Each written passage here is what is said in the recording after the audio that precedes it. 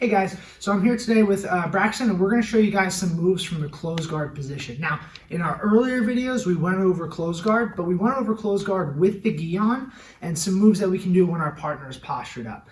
Now, you see here we're in no gi today, right? So what that means is that my close guard game is going to change up a little bit. In no gi, I kind of have to be able to play a good close guard if you want to be on your back, because those guards like the Delahivas and the spider guards, they don't work as well without any kind of grip, okay? So close guard is something you really want to focus on. Now, today we're going to focus specifically on getting a chest-to-chest position. In the close guard without the gi, we're really sweaty, so it's a little bit easier for Braxton to like kind of push and wiggle out of the guard there. So I need to make sure that I can close the distance and keep chest to chest the same way we do from the top position. From there, a lot of my attacks are going to be available. I'm also going to be safe because for Braxton to do anything, he needs to posture up first. So once you break that posture in close guard, you're in a really good spot. So for my first attack here, you see Braxton's postured up and he has his hands on my hip. Now the reason why Braxton does this, or even sometimes like in the armpits or on the chest, right? All Braxton's focusing on here is creating a wedge, right? A triangle here, right? His hips to his arms to his hands. So that way when I try and bring Braxton in with my legs, his arms keep him framed, right? So I can't break the posture. So a lot of different ways I can do it. Some people throw the hands to the side. For today, we're gonna go underneath and we're gonna go prayer hands, go up, and that's how we're gonna bring the posture. So I lift my hips up to get some space. If I keep my hips flat, Braxton can kind of keep his elbows in line with the top of my leg, and I can't get underneath. So I lift, I create some space, I drop. Now as I come up, I pull Braxton in with my legs, and then from here I get my overhook position.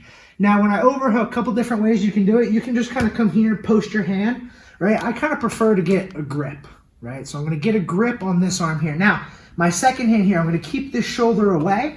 I'm gonna hip escape onto my side, and I'm gonna bring this top knee up onto the back. Now when I do that, you see it does two things. One, it keeps this posture down, and two, it lets me get off onto a little bit of an angle.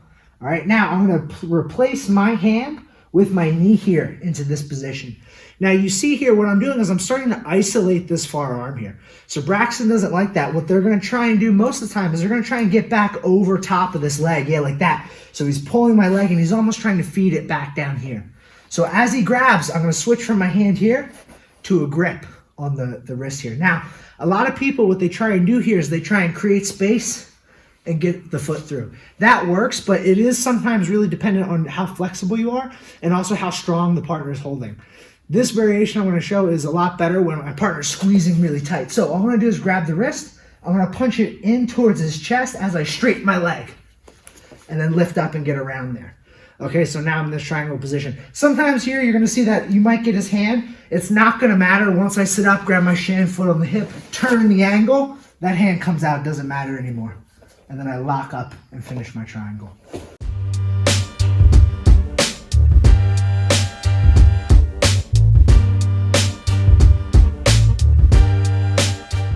Second option here, guys, all right? We're gonna do everything the same. I'm gonna lift, break, pull Braxton in, cup, hand on the shoulder, leg goes on the back, knee in here, okay? Now this time though, I feel like Braxton's arm is like too strong, or maybe he's really leaning a lot of his weight into me. So what I'm gonna do is I'm gonna switch my hand from this shoulder over here to this side of his head, all right? Now it's pretty easy for me to just use my foot here along with my hand to turn the angle, right? You see how my knee is going across Braxton's back, keeping some of the pressure. Some people like to do it like this, completely lining it up with the shoulder. For omoplatas, I just kind of keep it here. And with my knee pressure, what I'm doing is I'm bringing it into my chest here. That's gonna kind of keep him tighter. If I leave it out here, Braxton can pull away, right? Once I kind of hook behind the armpit and pull in, Braxton tries to pull away, I'm kind of coming with him there, all right? So you can lean it against the back. You can also keep it here, but I'm pushing, clearing, coming out. Now, I'm gonna kick sit up, grab over the back, get up to a square position, and finish the omoplata from here, or the sweep.